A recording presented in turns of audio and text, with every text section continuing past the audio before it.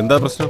എന്താ പ്രശ്നം വായിച്ചു നോക്ക്. ഈ ബ്ലോക്ക് ഉദ്ഘാടനം ചെയ്തിട്ട് ഇവിടെയുള്ള കംഫർട്ട് റൂം തുറന്നിട്ടില്ല, ഫീഡിംഗ് റൂം തുറന്നിട്ടില്ല, ഇവിടെ പോലീസിന് എയ്ഡ് പോസ്റ്റ് ഇല്ല, പിക് പോക്കറ്റും കഞ്ചാവാണ് ഇവിടെ മുഴുവൻ പ്രശ്നങ്ങളാണ്. ഇതെന്ത് ന്യായം, ഇതെന്ത് നീതി, മതി ഈ കെട്ടിടത്തെ നമ്പർ ഇട്ട്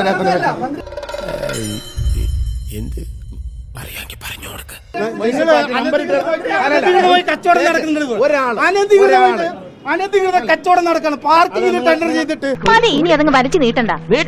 മുഴുവൻ അനധികൃത അതിനെങ്ങനെ നമ്പർ കൊടുക്കാൻ പറ്റുക? ഇതിപ്പോ എവിടെ നിന്ന് ചാടി? ഈ കെട്ടിടത്തിന് നമ്പർ ഇട്ടാത്ത മുനിസിപ്പാലിറ്റിയാണ്. നിങ്ങൾ ചെയർമാനോട് വയലേഷനുമില്ല. അങ്ങനെ വരാൻ വഴിയില്ലല്ലോ. പക്ഷെ അങ്ങനെ വന്നല്ലോ. ഇവർ അവിടെ ഇരിക്കുന്നുള്ള കാരണം പറഞ്ഞാണ് തരാത്തതെന്ന് മുനിസിപ്പൽ ചെയർമാൻ എന്നോട് പറഞ്ഞു.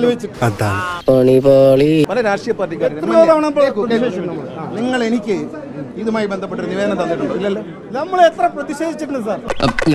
കല്ലും മണി തപ്പണ, ഞാൻ പറഞ്ഞ പിൻവലിച്ചു. എന്റെ മാഷേ നാണമില്ലല്ലോ. 5 വർഷമായി സാർ, 5 വർഷമായിട്ട് സാർ ഈ ബസ് സ്റ്റാൻഡിന്റെ അവസ്ഥ അറിയില്ല.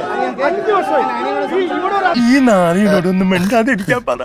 സംഭവിച്ചാൽ സാധാരണക്കാർക്ക് ഓടി രക്ഷപ്പെടാൻ പറ്റില്ല. എന്റെ അഭിലാഷം ഒരു വരി പറയാനുള്ള അവസരം തരൂ.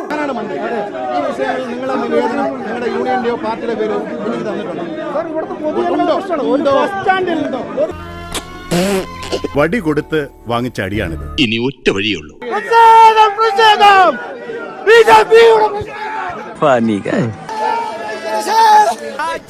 പുറത്തു പോകും.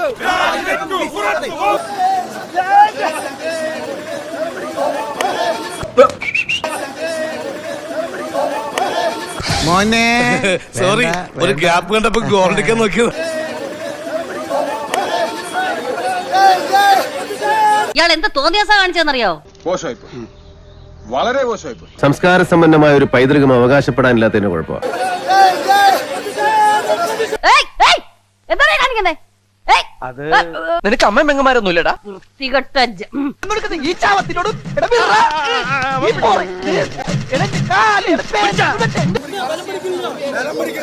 ഇവൻ സമനില തെറ്റി ചെയ്യുന്ന അതിവനെ കണ്ടപ്പോഴേ എനിക്ക് തോന്നി. എന്നോട് എനിക്ക് 2 വാക്ക് പറഞ്ഞാലേ സമാധാനം കിട്ടും. എടോ, ആത്മധൈര്യവും ആത്മാഭിമാനവും ഉള്ള പുരുഷന്മാർ ഒരിക്കലും സ്ത്രീകളെ അവമാനിക്കുകയോ മർദ്ദിക്കുകയോ പീഡിപ്പിക്കുകയോ ചെയ്യില്ല. മറ്റേ പൊട്ടനെ തട്ടി അകത്തിട്ടേക്കട്ടാ.